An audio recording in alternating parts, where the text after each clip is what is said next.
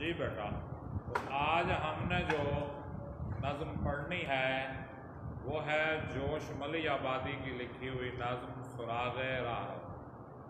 سراغ راہ میں جوش ملی آبادی نے بہت سی مثالیں دے کر آخر میں یہ نتیجہ نکالا ہے کہ جہاں یہ چھوٹی چھوٹی چیزیں کسی بنانے والے کے بغیر نہیں بنی، وہاں یہ کائنات اور اس میں جو کچھ موجود ہے وہ بھی کسی بنانے والے کے بغیر نہیں بنی۔ دیکھیں بیٹا، کوئی بھی چیز ہو اگر وہ بنی ہوئی ہے تو اس کا کوئی بنانے والا ہے، اور اگر کوئی بھی نشان لگا ہوا ہے تو اس نشان کا کوئی چھوڑنے والا ہے۔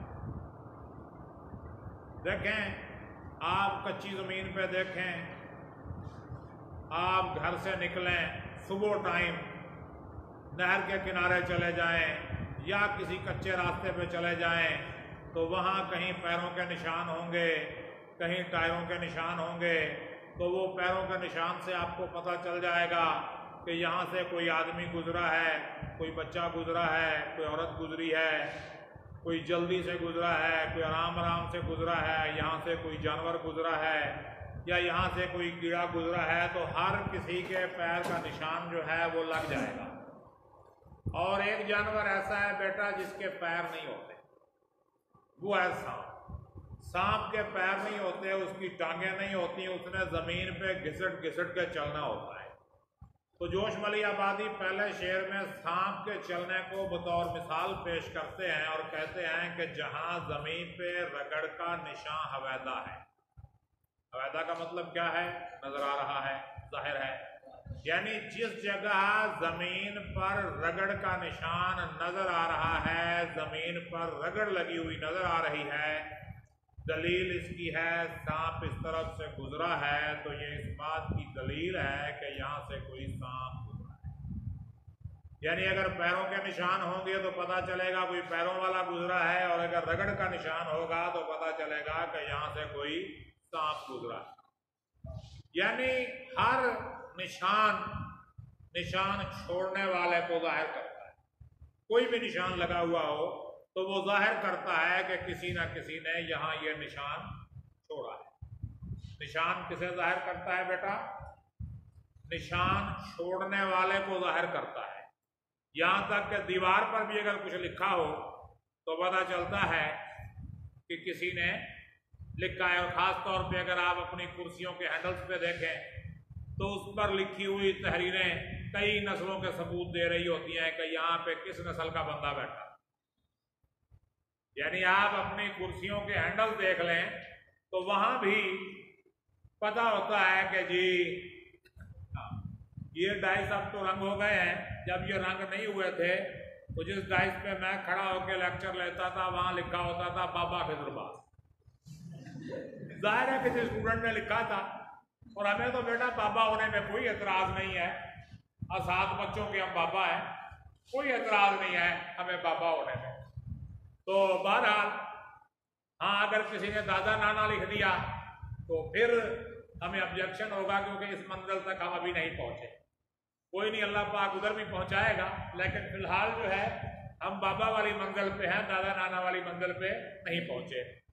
تو بیٹے، جہاں زمین پہ رگڑ کا نشان حویدہ ہے، دلیل اس کی ہے سانپ اس طرف سے گزرا ہے، اور نشان ہلال نما راہ میں بتاتے ہیں۔ ہلال نما نشان کون سے ہوتے ہیں؟ ہلال کہتے ہیں پہلی کے چاند کو، یعنی نیم گول، نیم دائروی شکل میں، بیضوی شکل میں جو نشان ہوتے ہیں وہ بتاتے ہیں۔ کیا بتاتے ہیں؟ کہ تھوڑی دور پہ آگے سوار جاتے ہیں کہ کچھ آگے یہاں سے سوار گزرے ہیں، کیونکہ گھوڑے کی جو ٹاپ ہے، گھوڑے کے پیر میں ہوتا ہے نیل، لوہے کا نیل ہوتا ہے، اور وہ بیضوی شکل کا ہوتا ہے۔ گھوڑے کی ٹاپ کے آگے جو لوہے کا نیل لگا ہوتا ہے وہ بیضوی شکل کا ہوتا ہے، اور جہاں زمین پہ ٹکراتا ہے تو وہاں نشان بن جاتا ہے۔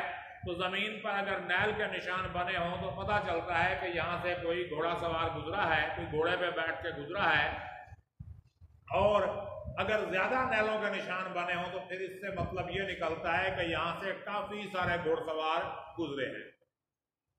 اور غبار راہ نشان ہے کسی تگو پاؤ کا. غبار راہ کسے کہتے ہیں؟ راستے میں جو گرد اڑتی ہے. نشان ہے کسی تگو پاؤ کا. تگو پاؤ کوئی تیزی سے جائے. یعنی آپ ظاہر ہے روزانہ کالج آتے ہیں گھر سے، سڑک سے بھی آتے ہوں گے، کچے راستے سے بھی آتے ہوں گے، تو آپ دیکھتے ہیں کہ اگر کچے راستے پر کوئی دوڑ کے گزرے تو اس سے گرد اڑتی ہے. اور یہاں تک کہ اگر پکے راستے سے بھی کوئی بڑی گاڑی تیزی سے گزر جائے تو آس پاس جو گرد پڑی ہوتی ہے وہ اڑ رہی ہوتی ہے. تو گرد اڑنا، راستے پر گرد اڑنے کا مطلب یہ ہے کہ یہاں کوئی تیزی سے گزرا ہے. یعنی راستے پہ اگر گرد اڑ رہی ہے، غبار راہ، قافلہ چاہے گزر چکا ہو. اب آپ نے دیکھا ہوگا کہ یہ بھیڑوں والے، بکریوں والے، گایوں بھینسوں والے جو ہے یہ پورے ریوڑ کے ریوڑ لے کے پھر رہے ہوتے ہیں. تو جس طرف سے یہ جا رہے ہوتے ہیں تو گرد ہی گرد ہوتی ہے اور غبار ہی غبار ہوتا ہے. کیوں کہ ان کے جو ہے ظاہر ہے ہر جانور کے 4 پیر ہوتے ہیں، اور وہ جب پیر مار کے زمین پہ بیک وقت سارے جانور چلتے ہیں تو اس سے جو ہے گرد اڑتی ہے. تو گرد اگر اڑ رہی ہے زمین پہ تو یہ محسوس کرتی ہے راستے پہ اگر گرد اڑ رہی ہے. ویسے گرد اڑ رہی ہے تو ہو سکتا ہے آندھی آئی ہوئی ہو، ویسے گرد اڑنا تو آندھی کو ظاہر کر رہا ہے، لیکن اگر مخصوص راستے پہ گرد اڑ رہی ہے تو وہ کس چیز کو ظاہر کر رہا ہے؟ تگو پاؤ. تگو پاؤ کا مطلب کوئی تیزی سے یہاں سے گیا ہے، اسپیڈ لگا کے وہ گزرا ہے یہاں سے. اور یقین ہوتا ہے نقش قدم سے راہ کا. نقش قدم کیا ہے؟ یعنی جو پیروں کا نشان ہے اس سے یقین کیا ہوتا ہے؟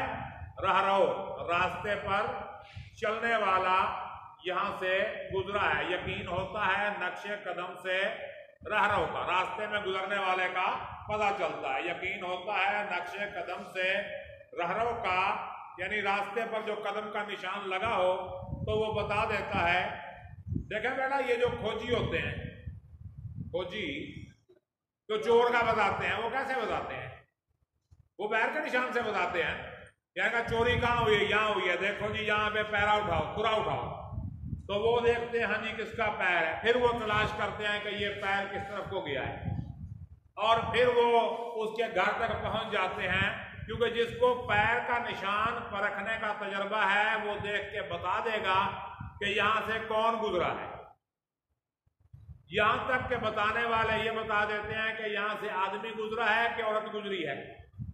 اور اگر عورت گزری ہے تو وہ کیا خالی پیٹ سے تھی یا پیگنٹ تھی، حاملہ تھی، یہ بھی بتا دیتے ہیں.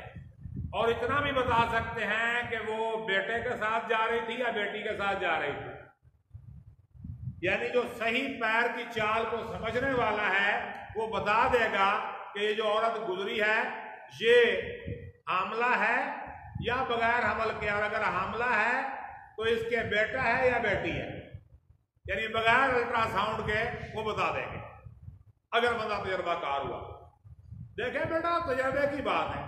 چہرے کو دیکھ کر پورا ایک علم ہے، علم قیافہ، جس میں چہرے کو دیکھ کے بتاتے ہیں کہ ہاں بھئی یہ بندہ کس طرح کا ہے، اس بندے کا مزاج کیسا ہے، اس بندے کی فطرت کیسی ہے. ہاتھوں کی لکیروں کو دیکھ کر بتا دیتے ہیں کہ ہاں جی اس میں کیا ہے. اس کی تحریر کو پڑھ کے بتا دیتے ہیں کہ اس میں کیا ہے. یعنی انسان جو ہے یہ ایک کھلی کتاب ہے. انسان جو ہے ایک کھلی کتاب ہے، پڑھنے والا چاہیے، اس کا پڑھنے والا چاہیے.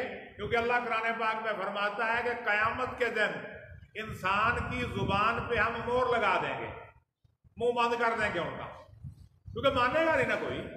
جس نے بھی جرم کیا ہوگا نہیں مانے گا، قسم میں تو نہیں کیا، میں نے کیا ہی مجھے کیا پتا، بالکل نہیں کیا میں. تو آخری جو گواہی ہے اللہ پاک کی، آخری جو گواہی ہے اللہ پاک کی، وہ اس کے جسم کے اپنے اعضاء بولیں گے. اس کے ہاتھ بتائیں گے کہ ہم نے کیا کیا کیا، اور اس کے پیر بتائیں گے کہ ہم کہاں کہاں جا کے یہ کچھ کرتے رہے. یعنی ہاتھوں اور پیروں کی گواہی. اور پھر انسان کہے گا کہ ہاں بھائی تم تو میرے ہی جسم کے حصے ہو، میرے ہی خلاف گواہی دیے جا رہے ہو. تو وہ جسم کے حصے کہیں گے کہ اس وقت ہم تیرے ماتحت تھے، اب ہم تیرے کنٹرول میں نہیں، اب ہم اللہ کے کنٹرول میں. اس وقت جب تک تیرا اختیار تھا تو ہمیں اپنی مرضی سے استعمال کرتا رہا، اب ہم اس طرح نہیں ہوں گے. یعنی ہاتھوں اور پیروں کی گواہی یہ قرآن پاک سے ثابت ہے کہ انسان کے جو اعمال ہیں وہ ہاتھ بتائیں گے، وہ اس کے پیر بتائیں گے. تو بہرحال تو صنم تراش نہ ہو تو صنم نہیں بنتا. صنم تراش کسے کہتے ہیں؟ بت بنانے والے. اگر بت بنانے والا نہ ہو تو بت نہیں بنتا. کیا بنتا ہے؟ یہ جو کرسی پہ آپ بیٹھے ہیں کرسی بنانے والے نے بنائی ہے. یہ العزیز اینڈ کمپنی بہاول نگر کی بنی ہوئی ہیں کرسیاں. کہ جس کرسی پہ آپ بیٹھے ہیں العزیز اینڈ کمپنی بہاولپور سے بن کے آئی ہے. جس حال میں آپ بیٹھے ہیں یہ ظاہر ہے مستریوں نے بنایا ہے, مزدوروں نے کام کیا ہے اس پہ. یہ جن پنکھوں کی آپ ہوا لے رہے ہیں یہ گجرات سے بن کے آئے. یعنی کوئی بھی چیز بنانے والے کے بغیر نہیں بنتی. ہر چیز کا کوئی نہ کوئی بنانے والا ہوتا ہے. کسی بھی چیز کو بنانے کے لیے بنانے والا چاہیے اور وہ مٹیریل چاہیے جس سے وہ بنتی ہے. ہم اگر کوئی چیز بنائیں گے تو ہمیں بنانے والا چاہیے اور وہ مٹیریل چاہیے. جیسے کرسی بنانے کے لیے ترکھانڈ چاہیے, بڑھئی چاہیے جو کام کرتا ہے لکڑی کا, اور لکڑی اور باقی اس کا سامان چاہیے. لکڑی چاہیے, آری چاہیے, مسولا چاہیے, رندا چاہیے, کیل چاہیے, فریم چاہیے, سارا کچھ چاہیے, پھر وہ چیز بنے گی ورنہ نہیں بنے گی. تو صنم تراش نہ ہو تو صنم نہیں بنتا, اور قدم نہ ہو تو نشان قدم نہیں بنتا. قدم نہیں ہوگا تو نشان قدم نہیں بنے گا.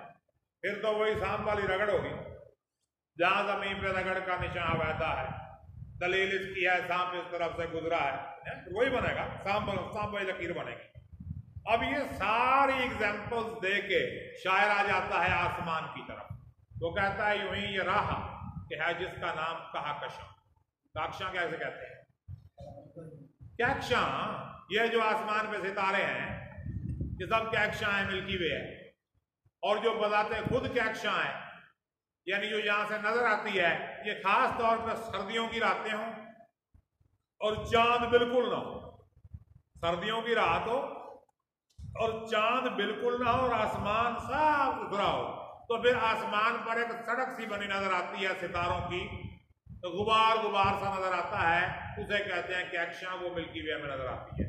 حالانکہ وہ اربوں خربوں ستارے ہیں, لیکن زمین سے ہمیں کیونکہ دور کا ہوتا ہے اس لیے غبار کی طرح نظر آتے ہیں. یعنی وہ جو کہکشاں کے ستارے ہیں وہ ہمیں غبار کی طرح نظر آتے ہیں, ہمیں صاف نظر نہیں آتے.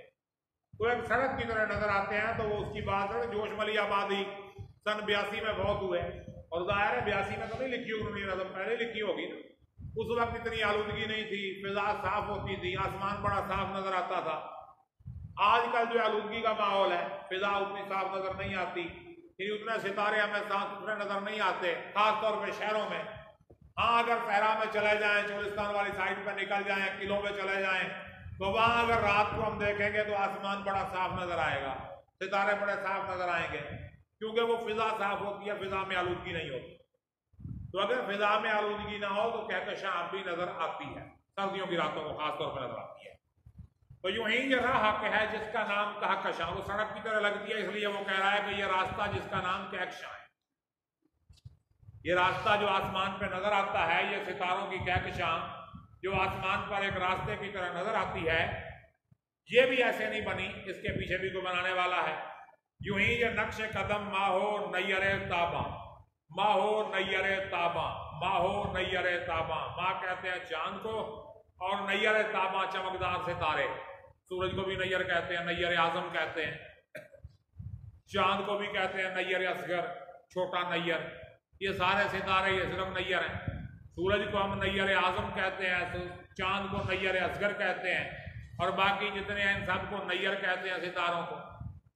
تو نیر جو ہے یہ ستارے کا نام ہے, تو یہ چاند اور ستاروں کا جو نشان ہے, نقش قدم. وہ کہتا ہے کہ یہ جو کہکشاں کا راستہ ہے یہ چاند اور ستاروں کے نقش قدم سے بنا ہے. چاند اور ستاروں کے نقش قدم جو ہیں یہ کیا ہیں؟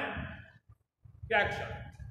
اب ہم جو تھے نا, ہم وہ بچپن میں ہمیں بزرگ کہتے تھے, اور نانیاں دادیاں امیاں کہا کرتی تھی, یہ دیکھو نا یہ اوپر, یہ جو اوپر وہ ہے وہ کیا کہتے ہیں؟ کہکشاں. یہ فرشتے گھوڑے بجائی پھرتے ہیں. فرشتے جو ہے وہ آسمان پہ گھوڑے بگا رہے ہیں, اور یہ ان کی گرد اڑ رہی ہے. وہ تو پھر بعد میں پتا چلا کہ فرشتوں کو گھوڑے دوڑانے کی ضرورت ہی نہیں پڑتی, وہ ویسے ہی ان کا سسٹم ہی ایسا ہوتا ہے کہ وہ کر لیتے ہیں سفر. اور پھر کسی نے یہ کہنا کہ نبی پاک صلی اللہ علیہ وآلہ وسلم جب معراج پہ گئے تھے تو براق جب سپیڈ سے آسمان پہ دوڑا تھا تو یہ اس کی گرد اڑی تھی، یہ وہ گرد ہے، تو یہ بھی کہا کرتے تھے۔ تو ظاہر ہے یہ کہانیاں تھیں، کیونکہ نہ تو اوپر کو اس طرح کی گرد ہے اور نہ براق کو اس طرح دوڑا تھا جس طرح زمین پہ گھوڑا دوڑتا ہے، وہ تو فلائنگ تھا، اڑ کے گیا تھا براق۔ اور یہ کیا ہے کہ یوں ہی یہ نقش قدم ماہو نیر تاباں، اور یوں ہی یہ گرد سرے راہ خوشنما تارے، گرد سرے راہ، راستے میں جو گرد بنی ہوئی ہے، خوشنما تارے جو گرد کی طرح نظر آتے ہیں، دور کی طرح نظر آتے ہیں۔ رواں ہیں جن کی جبینوں سے حسن کے دارے، اور جن کی پیشانیوں سے حسن کے دارے، حسن کی داریں نظر آ رہی ہیں، حسن ہی حسن نظر آ رہا ہے جن کی پیشانیوں سے۔ وہ رواں ہیں جن کی جبینوں سے حسن کے دارے، زمین کا نور ہے اور آسمان کی زینت ہے۔ یہ ستارے کیا ہیں؟ زمین کا نور ہے، زمین کو روشن کیا ہے انہوں نے، آسمان کو سجایا ہوا ہے، زینت، آسمان کے لیے یہ زینت ہے، اور کسی کی شوخی رفتار کی علامت ہے۔ اور یہ کسی کی شوخی رفتار، شوخی رفتار تیزی سے چل کے جانا، یہ کسی کی شوخی رفتار کی علامت ہے، کسی۔ اب یہ کسی تجاہل عارفانہ ہے، پڑھنے والا خود اندازہ لگائے کہ یہ کس کی بات ہو رہی ہے۔